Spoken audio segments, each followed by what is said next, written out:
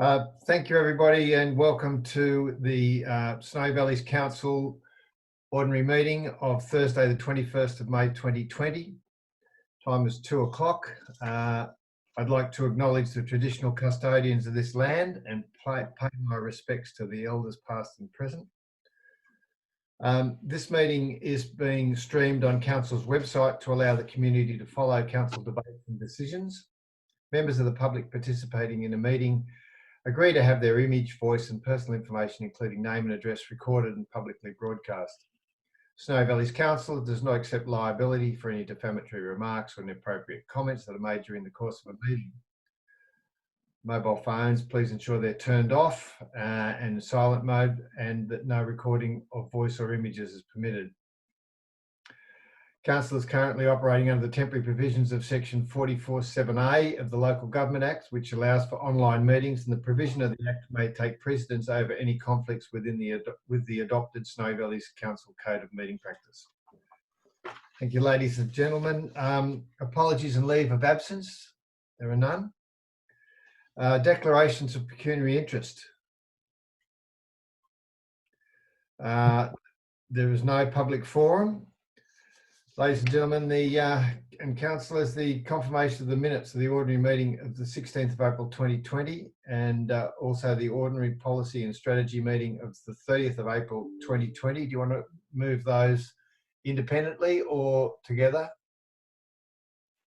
Happy to move together. Councillor Ham? Councillor Cross? Second. Councillor Cross is seconding or nodding? Yeah. All in favour? Okay. Now, councillors, arising from those minutes?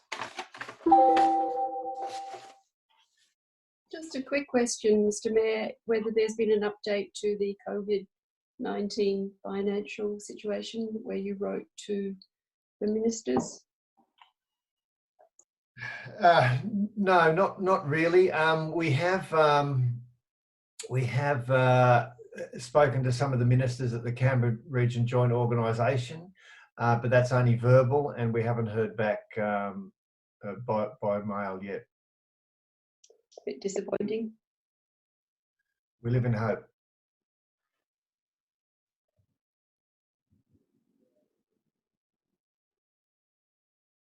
So, Mr. Mayor, that was unanimous moving of both the sets of minutes. They were. Thank you. And there's nothing arising from those.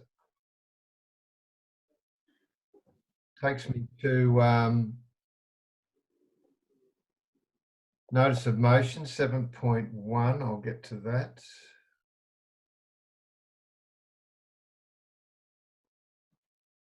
Councillor Pritchard. Thank you, Mr. Mayor. I've got that reform of climate change committee. I'd like to add an extra word, climate change adaptation committee, whether you accept that as a change or whether you wait for the motion to go up and then be amended formally. I think it would be most sensible to change it now. Right, well, I've moved that the council forms a climate change and adaptation committee. Do I have a seconder for that?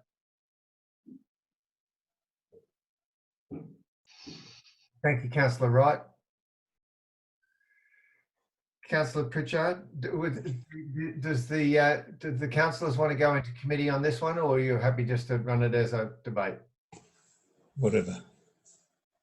I think we should go into committee. And Councillor Cross and Councillor Ham to go into committee. All in favour? That's unanimous. We're in committee. Councillor Cross. We had a climate forum a while ago, which gave some really strong recommendations, which could, if we did decide to go down the pathway of a committee, would form a very good starting point. My question really is, what is council already doing towards adapting to climate change? And does it have the appetite or does it have the resources to be able to establish one, given the situation at the moment? Mr. Mayor, the mover normally has first speak in motion. Certainly, Councillor Pritchard, and we're in committee at the moment, so we'll just do the committee stuff and then we'll go back into back to the motion, and you'll have first say there. But I'm happy to hear from you now. Sorry, that was my mistake. I should have gone straight to you. Well, we've been talking about it for a long time, and we've had meetings and whatsoever, and nothing's happened. And yeah, we need to really do something. I know we're waiting for an insurance report on the issue, but insurance companies are only interested in the short-term effects on council. In other words, they're always looking at, say, the council getting sued for somebody getting heat stroke because there's no tree around or something like that. And I don't think they're the authority. We should be leading the way. Of the people sitting around the table at the moment, climate change won't affect most of us. We'll all be dead and buried. And we've been talking about it for a long time, but we're talking about the future generation, and we're not really represented here. Because Councillor Benjamin's the closest thing to it. And I think that the young people in this community aren't being represented at all. And that's one of the big reasons that I wanted it to happen. But we're surrounded by evidence of climate change all the time. I'm not talking about establishing a debate between nuclear and coal and all those sort of things, but I'm talking about adapting to the changes that are obviously occurring, whether they're nature induced or man induced is not an issue for our council, but it is obviously occurring, and we need to adapt our plans for that occurrence, be it by planting trees or making sure there's shade cloth in their car parks, that we've got shade trees around the countryside or whatever. But I think it's time to move. It's quicker to have meetings nowadays with the Bluetooth. We don't have so many committee meetings as we had in the past. We've been disbanding them all the time, which has been reached the expiry date. But this has not reached its expiry date. I think it's our obligation as landholders, basically, this big region, that we do something about it at local level. Thank you, Councillor Pritchard. Other speakers? Councillor Hare? I'm all for council having committees, as you say, are relevant and current issues. And I think it's a good way to resource council and council staff with how the general community's feeling about things. And if Councillor Pritchard is, willing to chair this or be behind this, I think we should all support him. I think it's a great idea. Can I just say that I think this provides an opportunity, and I don't think we should be sitting on our hands as far as the climate change debate goes. And I think in a lot of ways we should be leading the way. And we have done that with our climate forum, and we have done that in a lot of the work we've done, especially in the former Tumachai with the solar panels and the geothermal. And as now as SVC, we're moving forward on that as well, and also with our hybrid motor vehicles that we're trialling. So that's a wonderful thing. Now, the opportunity would exist to have a committee, a virtual committee, and a carbon neutral committee even that doesn't have to meet all in the one place, and can come up with some suggestions for not just council, but for the whole community, in what we can look to adapt to the way the climate is changing. And that could be, a different species of tree, as Councillor Pritchard alluded to, because some of the trees that are growing now may not survive into the future, given the way that the climate is. And certainly, if you look into the paddocks, you'll see a lot of large eucalypts that have succumbed in the last 10 to 15 years. So, the opportunities there. I think with our climate forum, we've done a lot towards laying the groundwork.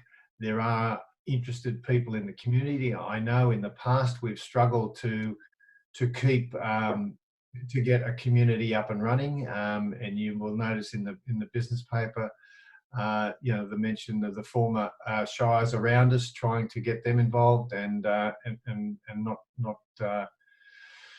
not getting consensus there. But you know, maybe now is the time, and certainly with someone with Councillor Pritchard's passion, I think now's the time. My thoughts only. Councillor Isselman. Mr. Mayor, through you, does the General Manager see opportunity for council to support this in a sustainable way through the council processes? See ya. Set up the committee through, is there support for the setting up of that committee? Through the chair, Councillor Isselman, we have got a very unknown future at the moment with everything that's happening. Certainly we have the IPNR documents and the budget and operational plan up at this particular meeting for adoption to go out to public consultation. Setting up a formal committee of council will have some administrative resources associated with it. Council staff are already dedicated to doing a number of things along this climate change adaptation front, and that is currently resourced. The additional resources we'd have to evaluate once the committee was established. Thank you. Councillor Smith. Yes, before voting on a matter like this, I would like to know just what is proposed for this council, for this committee to actually do, and how they were going to be going about their responsibilities, and perhaps if there are sufficient councillors and or senior staff that would be keen to be involved in such a committee. I think we'd have to call for interest from the general community. And as I said before, we don't have young people readily available. We need to get the young people involved. And the only way to do that is to have a committee which includes councillors and community members, chaired by one of the councillors. Councillor Wright. Yeah, I think I'm all for Jeff's whole proposal. I think it's a good idea, and I think we should get involved with possibly the schools and the particularly the high schools and the chambers of commerce, and get them involved in it as well, because rather than be totally council, we should be, let's get the community involved, because I think it's of interest to all of us. Because and I agree with your idea on trees, different sorts of trees. After the fires, we saw a lot of the deciduous trees survive better than our native trees, and maybe that's something we could be looking at too. Shade in the summer and light in the winter, that sort of thing. Anyway, but I totally agree. I think we should be looking seriously at something. I think also it provides the opportunity to rethink the committees, and as the CEO said, there is a lot of expense in running a committee and traditionally the way we do it. So maybe this could be, as I said, a carbon neutral committee, and we can set a new terms of reference and really change the field. I think the terms of reference would be really critical to this kind of committee, because it's all very well to sit and have a talk about this, but there needs to be actions that come out of that, and they need to be followed through so that it actually has teeth. Yeah.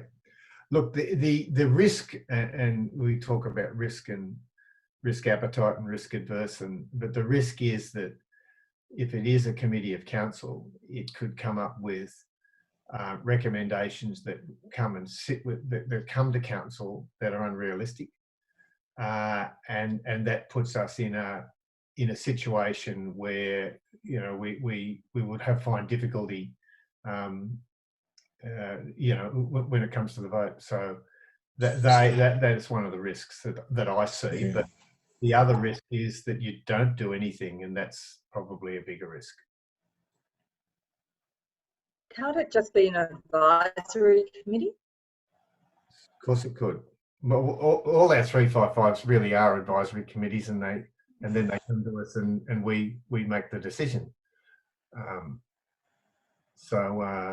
Yeah, we can call it an advisory committee as well, but that would all come out in the terms of reference, I'd imagine. Yeah. Councillor Isselman? Through you, Mr. Mayor, in the second dot point, the word immediate is a bit of a worry, given that we're in such a unusual set of circumstances with the COVID virus. Is that too much pressure? Should we just ask for one to be established rather than have this immediateness that may not or may well be, but may not be able to be achieved just at the present moment? Yes, we could, but also this committee could be seen as part of the recovery process from bushfires as well. So happy to see the word immediate left in there. It's not a pressure on the council on such like. Well, it depends how immediate it is. Mr. Mayor, if I may Maybe make you a take a comment. first step. Mr. Mayor, can I suggest that? Can I go to the CEO first and then back to you, Councillor? Yeah, Mr. Mayor, I believe that the outcomes from the current work that the staff have been doing on this will be available very soon. So that will give us more of a grounding about exactly what the next steps that we need to take as an organisation with specific actions. And then we'll probably have a better idea about the resource implications and the timing. And at that stage, we would have moved further through the COVID and the bushfire and flood and other crisis matters that are on top of council, and be able to further evaluate what the impact or likely impact of this is. So there may be an option around the immediate. I do note the concerns of Councillor Isselman, and certainly we would have resourcing issues around the immediate part of that resolution. Of course, my concern would be that if you removed immediate, you would give the opportunity for unnecessary obfuscation possibility there. So I'm happy to leave it in, but it's up to the rest of the councillors as well. Councillor Smith, sorry. Thank you. Yes, look, I was just going to say that I think I would like to suggest that this matter be deferred, and that in the interim a report or some sort of statement be prepared to say exactly what this committee is going to be tasked with and what the outcomes or expected outcomes are going to be, so that we really know what we're voting on, because at this point in time, I wouldn't know what we're actually voting on. Well, we're voting on what's basically in front of us, which is, and my screen's gone blank again, but it's, can you read it out, Councillor Pritchard? That council forms a climate change adaptation committee. Okay, can I just read off the resolution from the way that we started? So that council receive the notice of motion on establishment of a climate change committee from Councillor Pritchard, and the council immediately establish a climate adaptation change committee. A climate change adaptation committee. Yeah. Yeah. Well, may I propose an alteration to number 2, and that council consider establishing a climate change adaptation committee pending further advice. Councillors, who are you getting advice from? Staff and other councillors generally, as to how this committee would operate, because at the moment it just doesn't give us any information as to how it would operate or what it would actually do. Are you looking for terms of reference? Yes, perhaps that's the right word. Well, we could put a third point in there that terms of reference are formulated.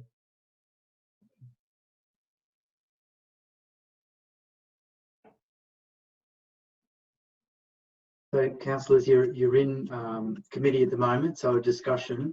So once you're out of committee, you can make the suggested amendments with the acceptance of the mover and seconder, which is Councillor Pritchard and Councillor Wright, or someone may wish to move an amendment to progress the matter. I do note at the end of the comments written there that we do actually at the moment have our climate change policy out for public comment. So we will actually be receiving some, likely be receiving some comment back in the new future from the public, and that may provide some further information about what direction we head. So I had one hand up there, Councillor Isselman. Thank you, Mr. Mayor. I really do think that this is quite straightforward. It's just a matter of us passing the fact that we have an opportunity here to say, let's move forward to form a committee. We have sufficient work in the council area already with the forum and the insurance company advice and so on, to give grounding for a council to call interested parties to put their names forward for the committee to initially be formed. And once they're formed, then various different goals and terms of reference can be decided by the formative committee themselves. I think this is a straightforward, let's go ahead with it. I agree. Yeah. I agree. Let's get on with it. That once you've got, if this gets up and you've got a committee, then it gives you a little bit more credence when you're applying for grants in that area as well, I think. Absolutely, that's one of the things behind it. Okay, let's, any further discussion? Do we have a mover to move? Move out of committee, please, sir. Thank you, Councillor Isselman. Thank you, Councillor Wright. All in favour? That's carried. Thank you. Unanimous? Unanimous. So here we are. Councillor Pritchard. Well, I think we've covered it fairly well in the discussion, so I'd just like to put the motion, please. That closes the debate, I suppose. Or anyone speaking against? We need a seconder. Do we know?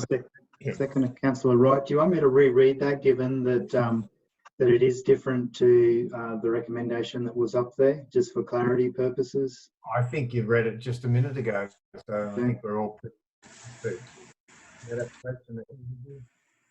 Any further speakers? I'll put the motion. All in favour? And against? Councillor Smith, are you voting for or against? I'm not voting on this subject. So that's not unanimous. And I think Councillor Smith's recorded as an against. That's correct.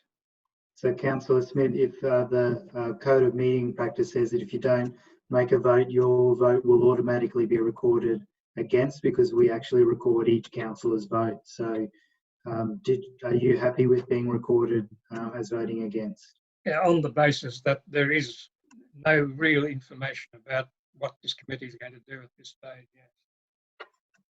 Okay. Yep, that's fine. Thanks. Thank you, councillors. Moving on to 10.1.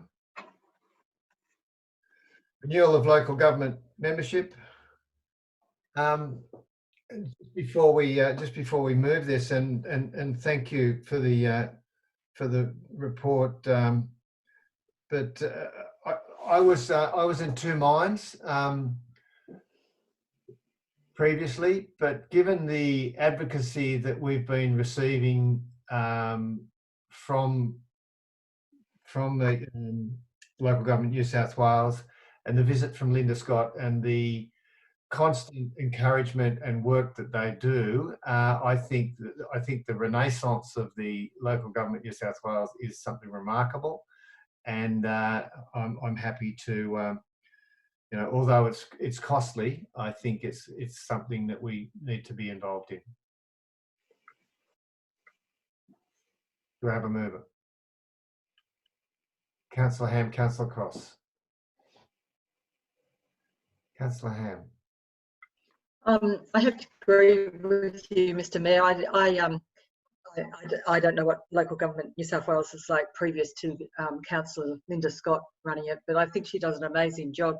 And I actually think the cost of what we pay, we're getting back in, just I mean, even her library campaigning, the waste campaigning, how she's campaigning for COVID and how she's campaigning for children's services who weren't able to get JobKeeper, things like that. It's just been relentless, and it seems to be terribly well organised.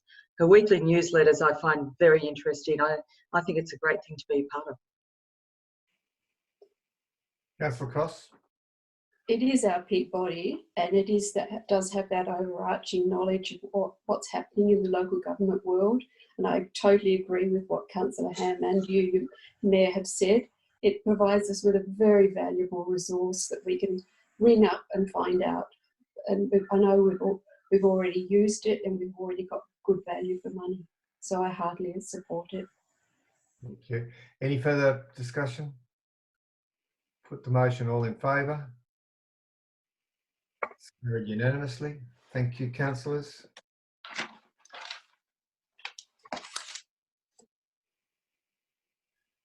Um, 10.2 integrated planning and reporting documents for public exhibition. Councillors, once again, and this is where, you know, at this stage, given when we were elected, we were only looking at a few months to go, and now we're looking at more than a year. I think, as I've said to some of you before, this is an opportunity for us to really make a mark, and I think even though we're delivering, we'll have to deliver under very difficult circumstances, and the last year's been certainly pretty tough, and the start of this one's been even worse. I think we're set to. We've got a good platform to deliver a lot for our community. We've got a new top tier in the council that's making a huge difference. I think we're driving cultural change within the organisation, and if we can filter that cultural change right through the whole organisation, I think we're on a winner. And I thank the staff involved and the councillors involved, and I know it's difficult times, and I know we will have to make some budget cuts, but I'm confident that we'll be able to, you know, deliver further on what we've done so far. I know there's a lot of improvements in the community, and a lot of the facilities and that we had have been improved, and we have some new ones as well. And I think at the end of this council, I think we can be very pleased that the community is in a better shape. Financially, we might still be a little bit taxed because of all the tragedies and droughts and floods and COVID and everything we've had. But I think ultimately we're going to have a great organisation, and we've got some really great facilities out of it. So I thank the staff for putting this together and the councillors who've been involved in it, and I ask for a mover and a seconder. Councillor Smith and Councillor Cross. Councillor Smith. Yes, I think that the work that's gone into this is quite immense. Well, it's obviously very immense, and we have discussed most of the matters that are involved there, and it is a very involved document. And what we're doing today is to vote on putting it on public display for the public to make their comments, and clearly that's what's needed. And I would encourage every member of the public to look at these documents as much as they're willing and able to do. That it is extremely comprehensive, but to look at it, and if there is any negative feeling about any of the matters that are raised in these documents, to communicate those in a respectful way, obviously, to council for further consideration if that were to be necessary. So yes, it is a very important suite of documents. please look at it, please comment on it, and if there is any way it can be improved, well, then that's something we will have to consider. Thank you. Thank you, Councillor Smith. Councillor Ham. I was just wondering, Mr. Mayor, if we went into committee so that we could and break down the 5 documents so we could discuss them, or you happy just to pass them all at once, like with no discussion? No, I'm happy to go into committee. Do you have a seconder? Councillor Risselman. All in favour? Yeah, that's unanimous. Councillor Ham. Just starting with the operational plan, I think I'd want to say thank you to the council staff that have listened, and I'm particularly delighted.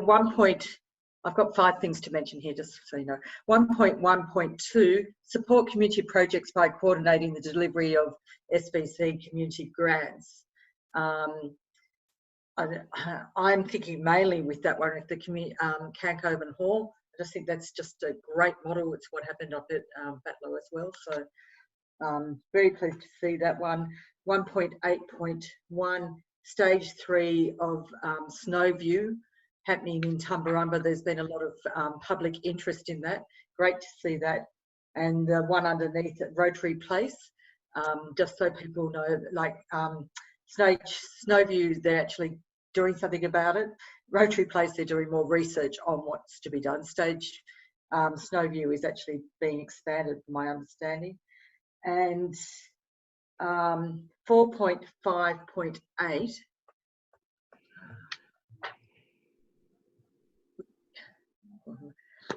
I thought should be made mention of, and that's to develop an emergency preparedness, response and recovery plan for SBC as an organisation.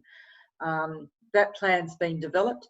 I just imagine it may need to be reviewed, because I imagine you may not take into consideration pandemics. So yeah, but oh, and then just one final thing. Is right down with the capital works, and I'll probably ask if I could speak to the Director of Infrastructure through you, Mr. Mayor. Just the capital works that are listed there, just wondering, is that it? Well, I know it's not it. What else have we put in for? What are you hoping for in the next 12 months through grants? And then on the flip side, how much work are we doing for Snorri 2.0 and the Elliott Way? Yes, thank you, Councillor Ham. So those were directed at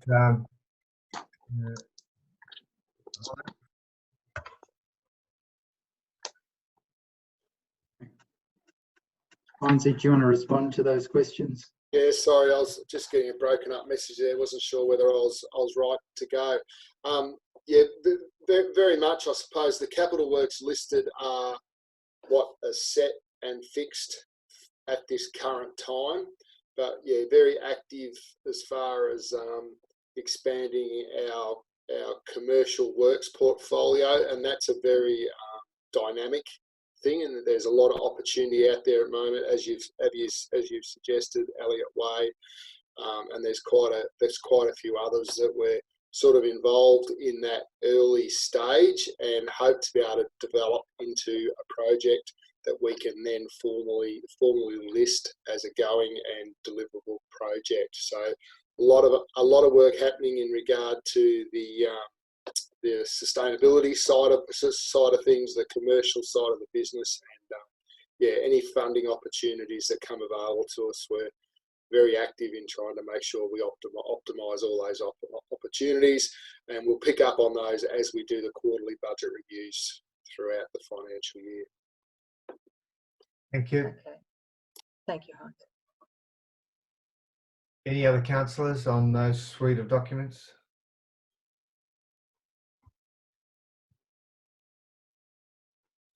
No? Someone move. Go out. Sorry, Yeah, Councillor Cross. just before we go out of committee, I think something needs to be mentioned in the finances, that there's been a lot of cost shifting from the federal government and the state governments to the local governments.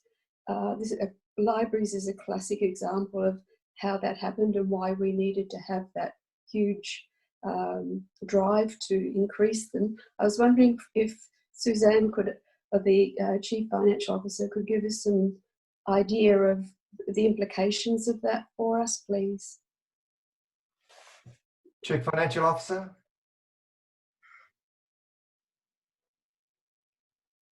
Hello. Yep, it's working. Through the chair, councillors, the implications have been over the years, slowly, cost shifting happened. Started with financial assistance grants, it went on with emergency services, levies, libraries. It is very difficult to put a figure on it, even a percentage figure, but it has had a huge impact on the sustainability of just about every local council in Australia. And it is continuing. It's not something that has stopped yet. Obviously, we are still lobbying to get some of these programs that have been shifted to local government funded from different funding streams. But at this stage, that hasn't happened. It seems that there's more and more being asked of local government. You know, it used to be roads, rates and rubbish, and now it's tourism and everything else. And, you know, the community expectations of us being able to deliver that is really impacted by this cost shifting.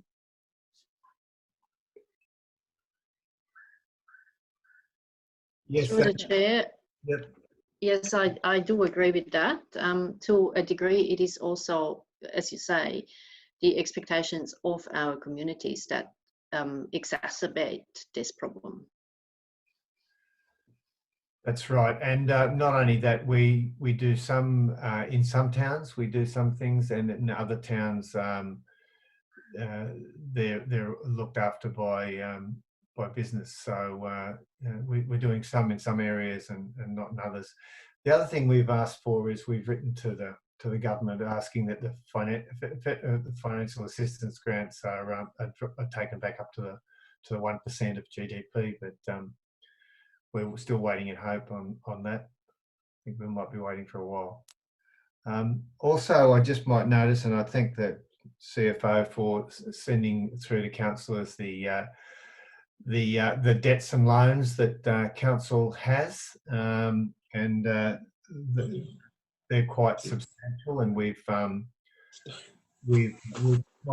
reducing those as a council, and since Snowy Valleys has been formed and the council's been elected, I believe we've only taken $500,000 loan out in that time. So despite the fact that I think we owe close to $10 million, I think in our term we've only increased that by $500,000.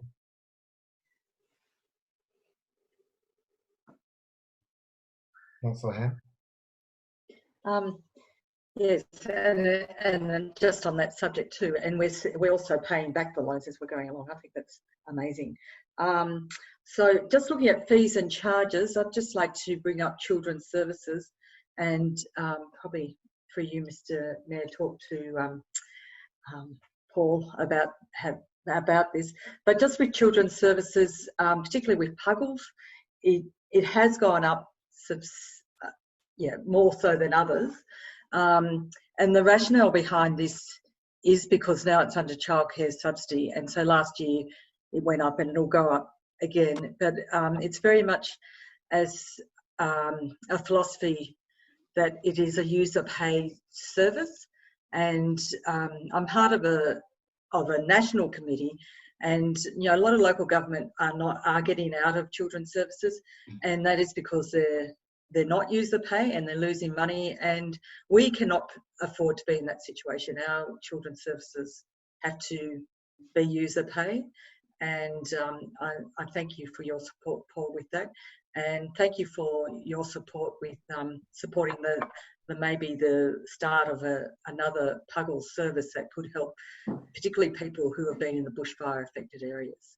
So I suppose my question to you, Paul, is just about children's services and how they're travelling and how do you find the fees and charges? Mr. Holt. Thank you for the question. Through you, Mr. Mayor. The children's services are travelling quite well. We have had increased take-up of children's services, particularly in the current environment where the government has mandated that they be delivered at no cost or no charge.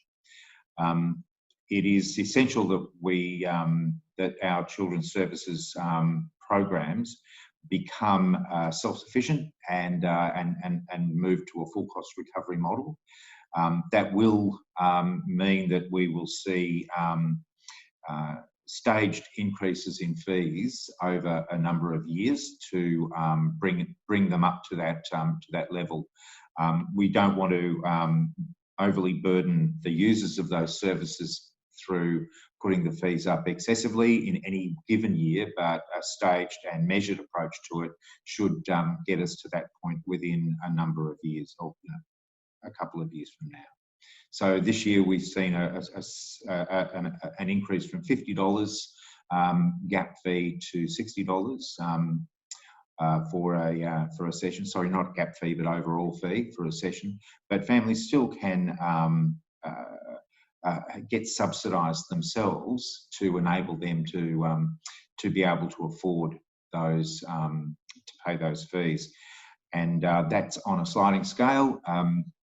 With the families needing the least assistance getting, the least subsidy. Yeah. Thank you. Thank you. I think the CEO. Mr. Mayor, I'll just note that there is a typographical error in the recommendation number 3, where it refers to 2010 to 21. It is 2020 to 2021. So it's just a typographical error there. So as we do that resolution, if the council is happy to change that to 2020 from 2010. Oh, yeah, yeah. Thank you. Well picked up. And look, if I can just touch on, go back to those loans, and I think it's we need to reduce those as much as we can, because a lot of those loans were taken out some years ago and the interest rates are quite high. So maybe even renegotiate some of the terms for those. Councillors, we're in committee. Anyone further? Someone move that we. Councillor Wright, Councillor Latta, all in favour? Okay, which takes us to Unanimous. the recommendations. Councillor Smith and Councillor Cross were the movers. They're happy with that administrative change to item 3. Yes. Nothing further? I'll put the motion. All in favour? It's carried. Thank you. Unanimous. Unanimous. Adoption of draft legislative compliance policy. Doesn't sound bureaucratic at all, does it? Do I have a mover? Thank you, Councillor Ham. Seconder? Councillor Cross. Anyone speaking on this? I put the motion. All in favour? Carried. Thank you. Unanimous, Mr. Mayor. Yes. Yep. Adoption of Audit, Risk and Improvement Committee Terms of Reference. Councillor Cross moving that. Seconder, Councillor Latta. Councillor Cross.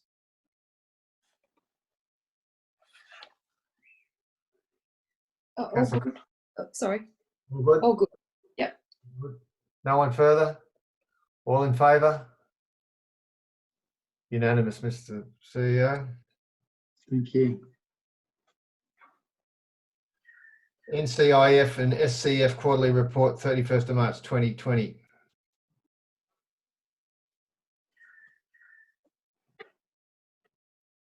Councillor Ham? Councillor Lada? Councillor Ham? I just think it's fantastic. I love looking at the graph on page 47 about where we were this time last year and to where we are now, and just how much we've got through. It's just a real credit to the council staff. It's just fantastic that we're getting through these. And when you think of the bushfire, COVID, and all the other things that are working against us, it's just absolutely fabulous. So, and of course, I have to say a particular thank you to how well the rail trail's going. And last weekend, Guy Barney, they did 160 meals in Rosewood, and there are a few little teething problems, and when I pass those on, they seem to be acted on really quickly. It's a real credit. Thank you. Thank you. Councillor Isserman? Could we move to committee, please? Move that we go to committee. Do I have a seconder? Councillor Ham, all in favour? That's unanimous. We're in committee. Councillor Isserman. Thank you, Mr. Mayor. I would just like to go to page 47 and make a question in relation to the Wi-Fi and the construction of Wi-Fi in Batlow, and whether the poles are going to be acceptable to the community in their construction in the main street. I can't answer that. Probably you'll have to wait till they go up and see whether they are acceptable then. But Might be a retrofit. maybe you need some marks on the pavement where they're going. I might defer that because I haven't helped at all, have I? Mr. Mayor, we do have plans of those locations, and I believe they are being distributed to councillors. Did the Executive Director of Infrastructure want to comment on that too? Yeah, through you, Mr. Chair. We'll make the plans available to councillors so you can see exactly where those poles are going. They certainly won't be. They certainly won't stand out. They'll blend into the environment. You won't even notice they're there once they're up. And will they be plumbed for CCTV? Yes, they'll be plumbed for CCTV powered. We could even whack a light on them if we need to. Beautiful. Thank you. Anything further on that? Anything further for while we're in committee? Councillor Cross. Just a comment, Mr. Mayor, that we've got 42% of our projects completed, which as Councillor Ham alluded to. That's a brilliant, brilliant outcome considering everything we've had thrown at us this year. Thank you, Councillor Cross. And also the fact that that most of them are coming on budget too, which I think is just brilliant. Oh, even under. Yes, under. Yep. Thank you. Someone moved that. Councillor Isserman again. Thank you very much. Page 45, please, if I could, Mr. Mayor. Just have an update on the Batlow Road crossing and retaining wall situation. Executive Director of Infrastructure. Through you, Mr. Chair. We're having issues with gaining approval from Traffic for New South Wales for the crossing. We're waiting for formal notification of that so we can identify what the issues are and see how we need to amend our design or adjust maybe where the crossing's located. So as soon as I get that advice formally, I'll make sure that that's shared with all councillors, and we'll also consult with the community on how we move forward with that. Because of the location of the crossings not fully defined and there are potential issues with it, we didn't proceed with the retaining wall in that we wanted to make sure that the two items, worked well, linked in well together. But I'll reassess that once we get the advice from Traffic for New South Wales in regard to the crossing. Thank you. Councillor Isselman, does that answer your question? Thank you so much. Yes, that's fine. Anything further while we're in committee? Councillor Ham. Sorry, while you're the Director of Infrastructure, I'm going back to the rail trail and seeing that it is coming in under budget, which is great.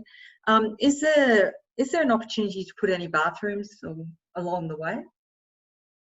Yeah, we'll reconcile the actuals against budget over the next couple of weeks, and as you mentioned earlier, Councillor Ham, there's still some minor issues that we need to sort out. We, as part of handing it over into maintenance, we go through a defects liability period to sort out any. I mean, it's a major bit of infrastructure. There's going to be little tweaks and adjustments that will need to be made. So the priority would be to get those sorted first. Have a look at what funding we've got left after all that, and then we can see how best to allocate that to further improve that infrastructure. Does that answer the question? Yeah. So hopefully. Mayor, there was another matter. I was just trying to find the reference to it, but I can't locate it just at the moment. But we have a report about the sale of the Cancoban shop, and I was just wondering if we could have a bit further update on what's happening there from the director concerned. Thank you. Is that Mr. Holton? Yes, through you, Mr. Chair. I can advise that negotiations are progressing and progressing well at this stage. However, I cannot advise that they are completed at this stage, but we are actively pursuing a very positive outcome for the Cancoban community in respect of the store. Thank you. Do we have any time frame as to when we might expect a solution? Let me just say, I would expect it to be resolved this financial year. That sounds good. That's good. Thank you, Mr. Holton. Anything further? Someone move that we go out of committee. Councillor Wright, Councillor Benjamin. All in favour? Thank you. That's unanimous. Which takes us to the recommendation. Yep. Councillor Ham and Larder move them. Yep. Larder, okay. So can I put the motion? All in favour? It's carried unanimously. Thank you.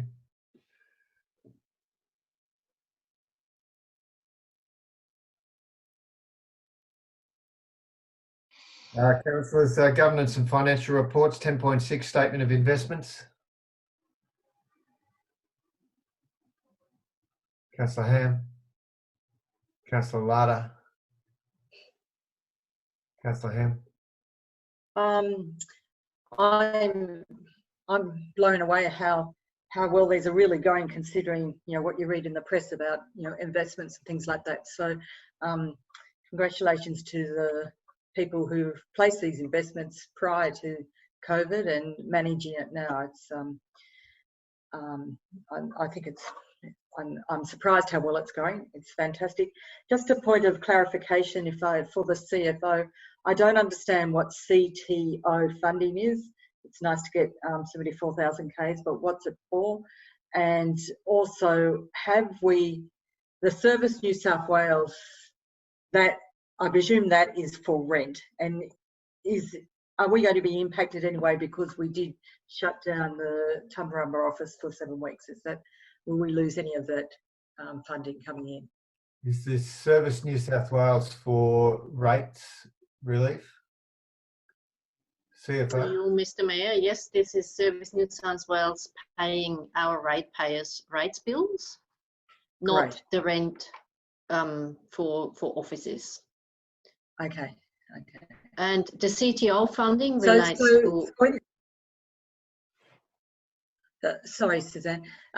Sorry, just to clarify, so if your house burnt down, they've paid the rates for you, is that the case?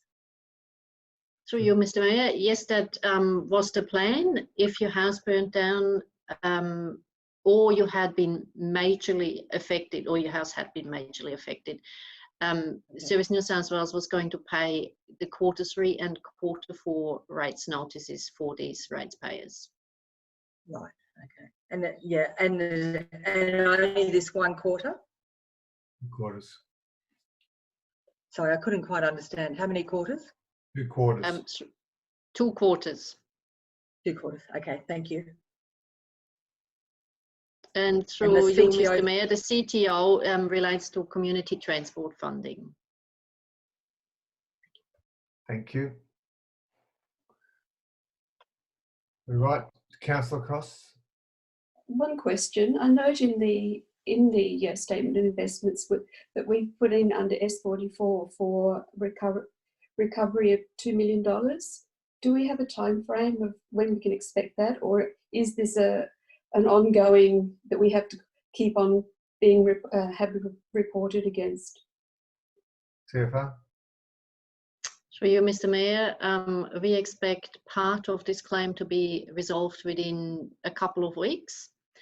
That's about probably around between $700,000 and $800,000, and the rest will be longer term. We have been advised it could take up to a year, but this is at this stage, we are not sure about it, how long it will take.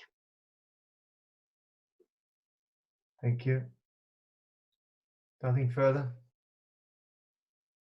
So the mover and the seconder, we've got those. I'll put the motion. All in favour? That's carried unanimously. Financial report April 2020, 10.7. Councillor Ham. Councillor Larder. Councillor Ham. This report makes me incredibly happy because things don't look as dire as I thought they were going to look, and I do understand now that we're looking that we could actually run with a slight surplus at the end of the financial year, noting that that really is buoyed by capital grants. However, I'd probably like the CFO to speak on it, but from what I can see, this is quite an outstanding result. And this result got in here, I'd probably like to ask the CFO, how has it been impacted by bushfires and COVID? And not that you know the exact figures, but obviously there's been an impact, and how much that impact will be supported, will we get back? Thank you, Councillor Ham. CFO? So you, Mr. Mayor, yes, it is an encouraging result, and it has been achieved through the whole organisation standing together and looking at efficiencies and savings. The effects of the bushfires are in the vicinity of $6 million, of which we get at least $2.5 million, $3 million back. It's slightly more than that, actually. And we are still lobbying to get the Batlow Cannery and the accommodation at the caravan park in Batlow covered as well. COVID so far has had little financial impact. It has had some, obviously, but not to the degree that the bushfires have. They were much worse. We've obviously lost some income from hall hires and sports grant hires. The community transport hasn't been able to run, but otherwise it hasn't been too bad. We haven't had extra costs on staffing, not like during the bushfires where we had some quite considerable extra staffing costs. We are unsure how the future is going to look with the revenue on the revenue side, whether people will be able to pay their bills in time, or whether there will be delays on that. But at this stage, we haven't actually had a lot of requests. And sorry, just back to the bushfires, that's $6 million loss because of bushfires. That is what you anticipate over a 3-year period, isn't it? It's not just all here and now. Through the chair, councillors, yes, that is not just this year. We have about, I think, $800,000 that we forecast we're going to lose in planning fees over the next 3 years. Some costs obviously were directly incurred this year, and some will be future costs.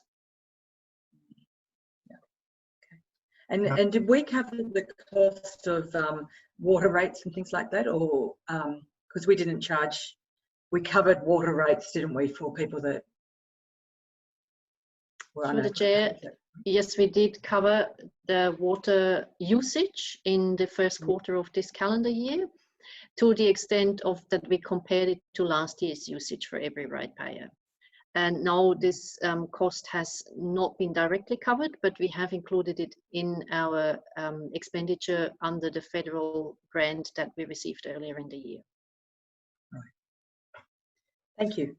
Councillor Cross. A question for the Chief Financial Officer. Has there been any positive or negative impact that COVID-19 has had on staff, with staff working from home and with not being able to travel? Through the chair, I will keep this answer to the financial side, as I can't really speak for all staff what positive and negative effects we had. But we certainly have been spending less on fuel and travel.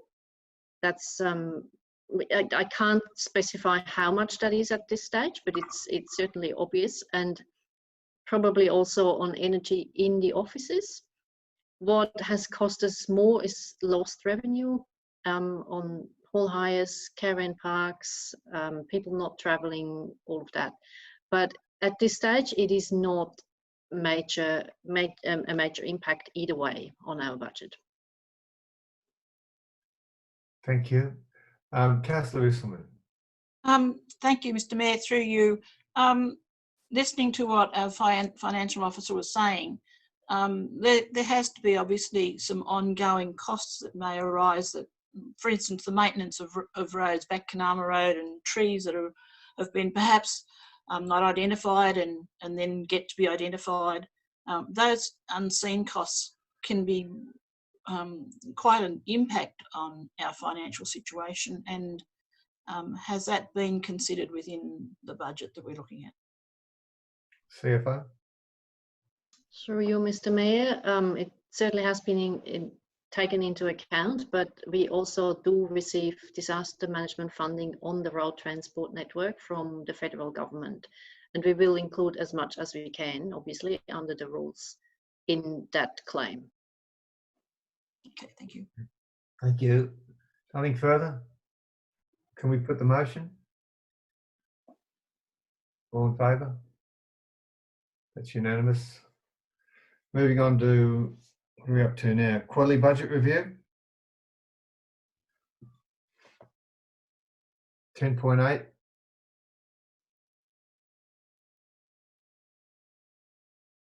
that you saying, moving that, Councillor Pritchard? Thank you. Councillor Larder. Anyone like to speak on this? Councillor Pritchard. Councillor Ham. Just how much better this QBR is than the one that we had at the first shocker that we had at the beginning of the financial year, and it's just a great testament to the way how the team seems to be working together. I mean, there's been some really horrible, tough decisions made for efficiency, and we are beginning to see that it is actually really impacting on the bottom line. Just one question to the CFO, that I'm linking this to the long-term financial plan. How and from what I can see, our equity is also lifted by 22 million in the last 12 months, which is tremendous. But I presume this is because of all those special grants we have been given since the merger. Is that correct? Through the chair, that is partially correct. And also, when the last long-term financial plan was put together, there was no clear indication of at what level the assets would be at the end of the financial year. So that was included, obviously. And there was also a revaluation underway that hadn't been included. We may see a similar thing in the next year when the revaluation for our transport network comes through before the end of this financial year. Excellent. Thank you. Looking a lot better. Nothing further? Put the motion, all in favour? Carried unanimously. Takes us to operational plan third quarter update, 10.9.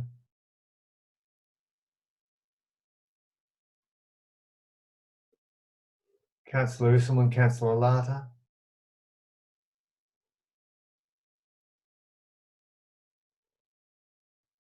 Councillor Usselman. Thank you, Mr. Mayor. Thank you to the authors of this report, Chief Executive Officer. Again, very, very great effort on and working levels from staff. Just asking a quick question of the Chief Financial Officer.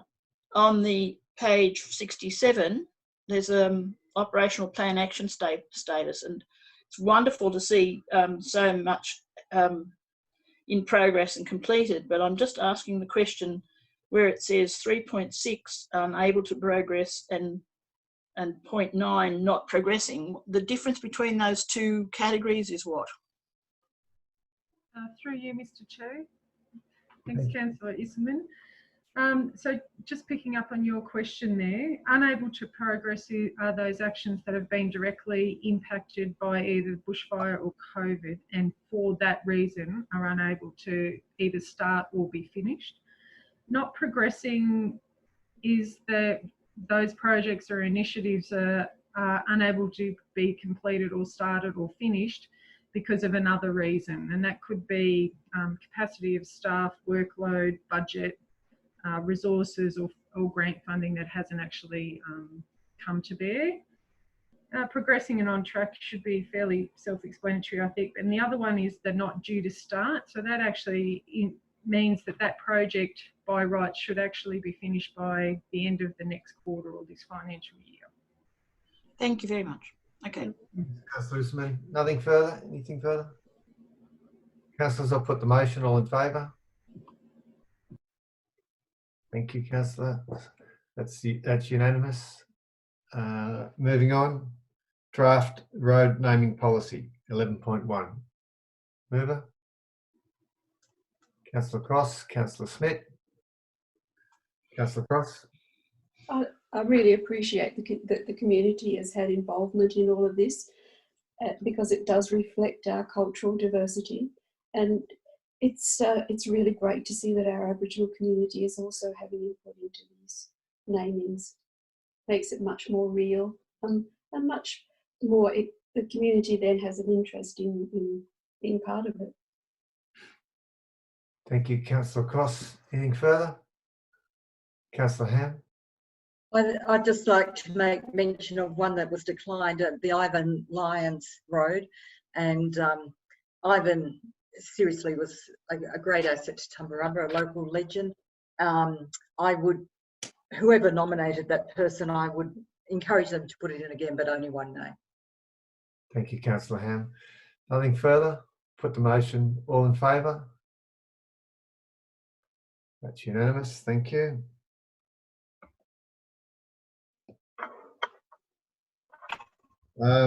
Management reports. Goobergander Road, Primitive Campground. Recommendation there is that the receives a report and refuse consent to the development. Mover. Councillor Pritchard. Seconder, Councillor Cross. Councillor Pritchard. Thank you, Mr. Mayor. I just think that this is not really what you call a primitive area. The designated campsites, and a primitive area, to my mind, is if you're doing a long bushwalk, going off to the side, and that's the sort of thing that would be acceptable. But to have this set up fairly formally, without having a septic tank or some other means of on-site waste disposal, I don't think it's acceptable. I don't think people are. Well, this place is going to be open 365 days a year, so it'll be have a lot of use, and not to have your waste taken away or dealt. Not having your waste being able to be dealt with, the sewage and so forth on the spot in an approved way, I don't think is acceptable. They'll only get a tremendous pollution around the area. Thank you, Councillor Pritchard. Is anybody else? No? Oh, Councillor Cross. There've been 8 submissions against this proposal, and I think it's up to us to listen to their concerns. There's certainly a problem with access. As Councillor Pritchard said, with lack of facilities, and there's also no mobile coverage there. So it really does.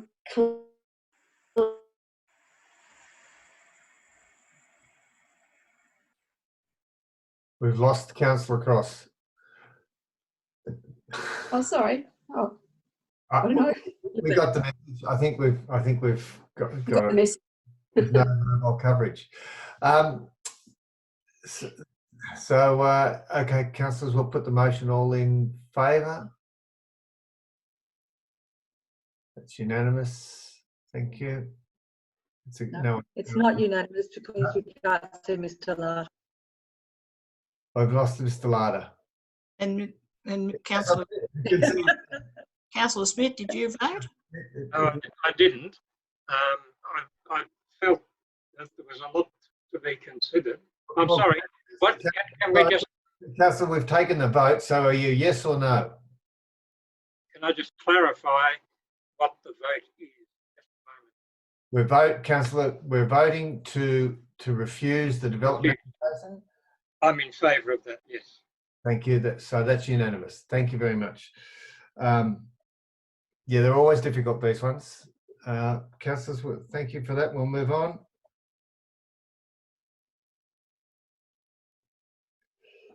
Committee meetings, minutes of the Audit, Risk and Improvement Committee. Councillor Cross. Councillor Larter. Councillor Cross. I'd like to thank Councillor Ham for handing the reins over to me and trusting me with this committee. It's really great to see that it's going to be shared around with everyone. I think it's a very reassuring committee to have because it's independent, it's outside people looking in on what we do, and it can give us great confidence that what we're doing is and that we're on the right path. Thank you, Councillor Cross. I'll put the motion. All in favour? That's carried. It's unanimous. Thank you. Disability Inclusion Access Reference Committee. Yep. Councillor Cross, Councillor Ham. Any speakers for? Oh, I attended that meeting. It always impresses me how organised they are. It always makes me think outside my little square. I appreciate that.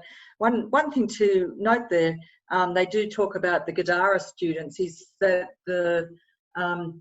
just to note that the school is no longer Gadara and now is Snorri Valley School, which is really exciting. Great to note that name change. That's good because it'll save the confusion because I always call it Gadara. Yes. We know you're wrong. Thank you. So all in favour? Carried. Thank you. Unanimously. Councillor, that concludes. There's nothing more on my computer, so that concludes our meeting. Thank you very much. Mr. Mayor, you didn't mention about the COVID tracking. With the government opening up the, people be able to move around the states and how they're going to be tracked. I thought we were going to bring that up somewhere. It's not on the agenda, but I would certainly encourage everybody to download the COVID Safe app. And we have, I know, I've written to the Premier asking her not to jump the gun too prematurely. And given the fact that there are some issues in Victoria, I think we should, as I said to hasten slowly. So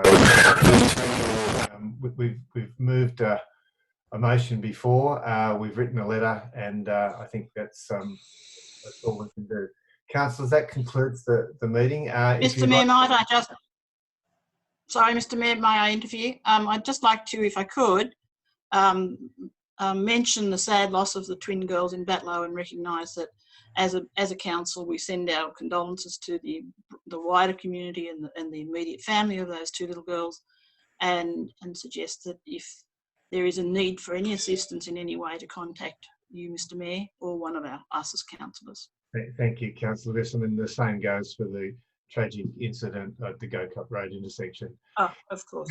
Councillors, we might, if you can stay on, we'll conclude the recording, but if we could stay on, that'd be great afterwards. Thank you.